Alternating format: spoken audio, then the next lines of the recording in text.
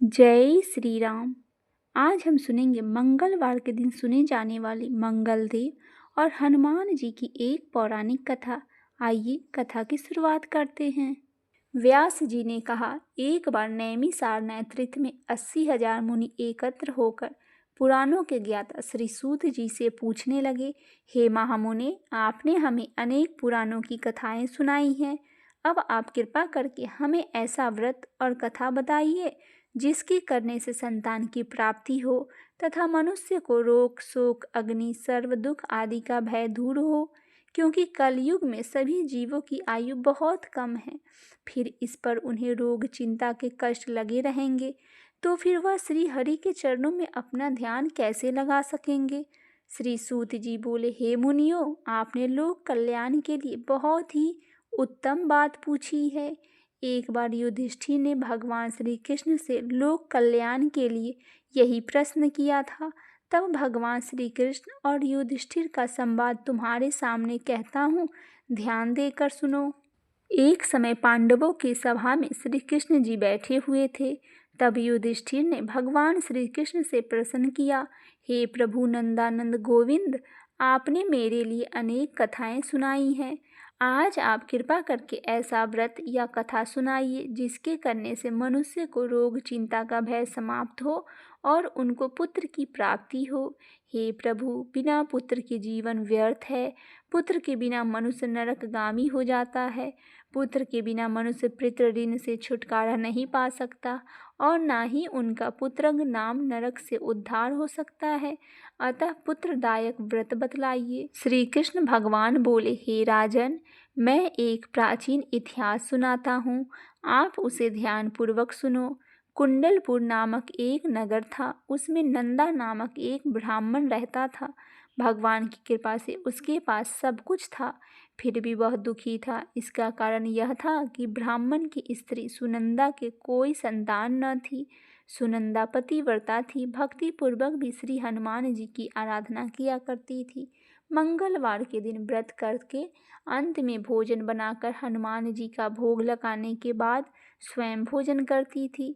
एक बार मंगलवार के दिन ब्राह्मणी गृह कार्य के अधिकता के कारण हनुमान जी को भोग न लगा सकी, तो इस पर उसे बहुत दुखी हुआ। उसने कुछ भी नहीं खाया और अपने मन में प्रण किया कि अब तो अगले मंगलवार को ही हनुमान जी को भोग लगाकर अन्न जल ग्रहण करूंगी।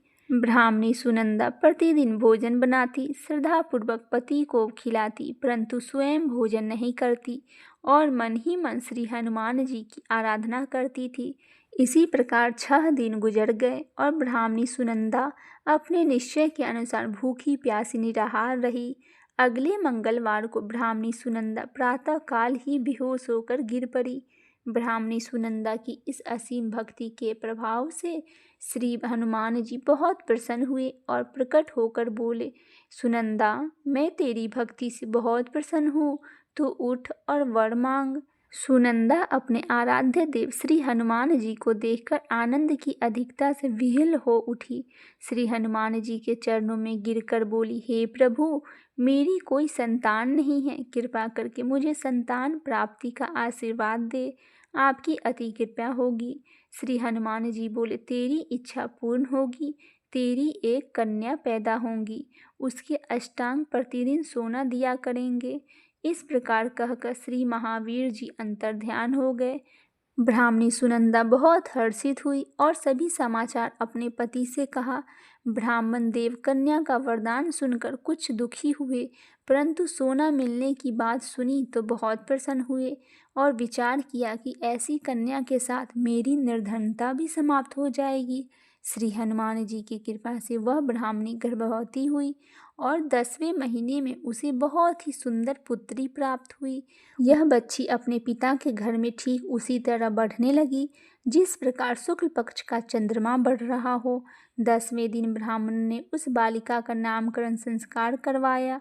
उसके कुल पुरोहित ने उस बालिका का नाम रत्नावली रखा, क्योंकि यह कन्या सोना प्रदान किया करती थी।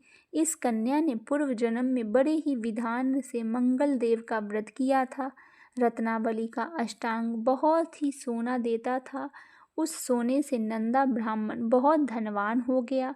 अब ब्राह्मणी भी बहुत अभिमान करने लगी थी।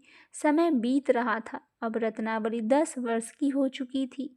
एक दिन जब नंदा ब्राह्मण प्रसन्नचित्त था, तब सुनंदा ने अपने पति से कहा, मेरी पुत्री रत्नावली विवाह के योग्य हो गई है, अतः आप कोई सुंदर तथा योग्य वर देखकर इसका विवाह करवा दे। यह सुनकर ब्राह्मण बोला, अभी तो रत्नावली बहुत छोटी है। तब ब्राह्मणी बोली, शास्त्रों की आज्ञा है कि कन्या 8वें वर्ष में गौरी, 9 वर्ष में रोहिणी, 10वें वर्ष में कन्या, इसके पश्चात रजस्वला हो जाती है। गौरी के दान से पाताल लोक की प्राप्ति होती है, रोहिणी के दान से बैकुंठ लोक की प्राप्ति होती है, कन्या के दान से इंद्रलोक की सुख की प्राप्ति होती है। अगर हे पति देव रजस्वला का दान किया जाता है तो घोर नरक की प्राप्ति होती है।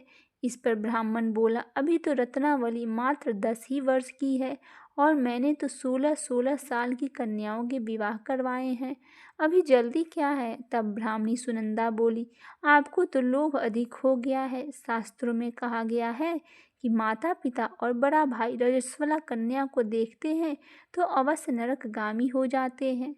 तब ब्राह्मण बोला, अच्छी बात है, कल मैं अवश्य योग्य वर की तलाश में अपना दूत भेजूंगा। दूसरे दिन ब्राह्मण ने अपने दूत को बुलाया और आज्ञा दी कि जैसी सुंदर मेरी कन्या है वैसे ही सुंदर वर उसके लिए तलाश करो। दूत अपने स्वामी की आज्ञा पाकर निकल पड़ा। पंपई नगर में उसने एक सुंदर लड़के को देखा। यह बालक एक ब्राह्मण परिवार का बहुत गुणवान पुत्र था। इसका नाम सोमेश्वर था। दूत ने इस सुंदर व गुणवान ब्राह्मण पुत्र के बारे में अपने स्वामी को पूर्ण विवरण दिया। ब्राह्मण नंदा को भी सोमेश्वर अच्छा लगा और फिर शुभ मुहूर्त में विधि पूर्वक कन्या दान करके ब्राह्मण ब्राह्मणी संतुष्ट हुए। परंतु ब्राह्मण के मन में तो लोभ समाया हुआ था। उसने कन्यादान तो कर दिया था, पर वह बहुत खिन्न भी था। उसने विचार किया कि रत्नावली तो अब चली जाएगी और मुझे इससे जो सोना मिलने वाला था वह भी नहीं मिलेगा, और नहीं मेरे पास जो धन था वह कुछ विवाह में खर्च हो गया, और जो शेष बचा है वह भी कुछ दिनों के पश्चात समाप्त हो जाएगा। मैंने तो इसका विवाह करके बहुत बड़ी भूल कर दी है। अब कोई ऐसा उपाय हो कि रत्नावली मेरे घर में ही बनी रहे, अपनी ससुराल न जाए। लोभ रूपी राक्षस ब्राह्मण के मस्तिष्क पर छाया जा रहा था। रात भर अपनी सैया पर बेचैन से करवटें बदलते बदलते उसने एक बहुत ही क्रूर निर्णय लिया। उसने विचार किया, जब रत्नावली को घर लेकर उसका पति सोमेश्वर अपने घर के लिए जाएगा तो वह मार्ग में छिपकर सोमेश्वर का वध कर देगा और अपनी लड़की को अपने घर ले आवेगा, जिससे नियमित रूप से उसे सोना भी मिलता रहेगा और समाज में कोई उसकी मनुष्य उसे दोष भी नहीं देगा।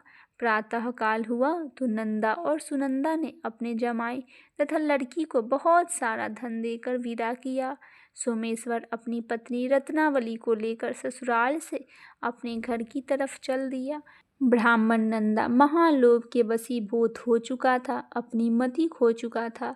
पाप पुण्य को उसे विचार न रहा। अपने भयानक व क्रूर निर्णय के कार्य रूप देने के लिए उसने अपने दूत के मार्ग में अपने जमाई का वध करने के लिए भेज दिया, ताकि रत्नावली से प्राप्त होने वाला सोना उसे हमेशा मिलता रहे और वह कभी निर्धन न हो। ब्राह्मण के दूत ने अपने स्वामी की आज्ञा का पालन करते हुए उसके जमाई सोमेश्वर को मार्ग में ही वध कर दिया। समाचार प्राप्त कर ब्राह्मण नंदा मार्ग में पहुंचा और रुदन करती अपनी पुत्री रत्नावली से बोला, हे पुत्री, मार्ग में लुटेरों ने तेरे पति का वध कर दिया। भगवान की इच्छा के आगे किसी की कोई वश नहीं चलता। अब तू घर चल, वहां पर ही रहकर शेष जीवन व्यतीत करना। जो भाग में लिखा हो वही होगा। अपने पति की अकाल मृत्यु से रत्नावली बहुत दुखी हुई। करुण क्रदन व रुदन करते हुए अपने पिता से बोली, हे पिताजी, इस संसार में जिस स्त्री का पति नहीं है उसका जीना व्यर्थ है। मैं अपने पति के साथ ही अपने शरीर को जला दूंगी और सती होकर अपने इस जन्म को माता पिता के नाम को तथा सास ससुर की यश को सार्थक करूंगी। ब्राह्मण नंदा अपनी पुत्री रत्नावली के वचनों को सुनकर बहुत दुखी हुआ और विचार करने लगा, मैंने व्यर्थ ही जमाई का वध का पाप अपने सिर लिया। रत्नावली तो उसके पीछे अपने प्राण तक देने को तैयार है। मेरा तो दोनों तरफ से मरण हो गया। धन तो अब मिलेगा ही नहीं। जमाई वध के पाप के फलस्वरूप यम यातना भी भुगतनी पड़ेगी। यह सोचकर वह बहुत खिन्न हो गया। सोमेश्वर की चिता बनाई गई। रत्नावली सती होने की इच्छा से अपने पति के सिर अपनी गोद में रखकर चिता में बैठ गई। जैसे ही सोमेश्वर की चिता को अग्नि लगाई गई, वैसे ही प्रसन्न हो मंगल देव वहां प्रकट हुए और बोले, हे रत्नावली, मैं तेरे पति की भक्ति से बहुत प्रसन्न हूँ। तू वर मांग। रत्नावली ने अपने पति के जीवन दान मांगा। तब मंगल देव बोले, रत्नावली, तेरा पति अजर अमर है, वह महाविद्वान भी बनेगा और इसके अतिरिक्त तेरी जो इच्छा है वह भी वर मांग लो। तब रत्नावली बोली, हे ग्रहों के स्वामी, यदि आप मुझ पर प्रसन्न हैं तो मुझे यह वरदान दीजिए कि जो मनुष्य मंगलवार के दिन प्रातःकाल लाल पुष्प लाल चंदन से पूजा करके आपका स्मरण करे, उसको रोग व्याधि ना हो, स्वजनों का भी कभी वियोग ना हो, सर्प अग्नि तथा शत्रुओं का भी भय ना रहे। जो स्त्री मंगलवार का व्रत करेगी वह कभी भी विधवा नहीं होगी। मंगल देव ने तथा अस्तु कहकर अंतर्ध्यान हो गए। सोमेश्वर मंगल देव की कृपा से जीवित हो उठा। रत्नावली अपने पति को पुनः प्राप्त कर बहुत प्रसन्न हुई और मंगल देव का व्रत प्रत्येक मंगलवार को व्रत करके मंगल देव की कृपा से इस लोक से सुख ऐश्वर्य को भोगते हुए अंत में अपने पति के साथ स्वर्ग लोक को गई।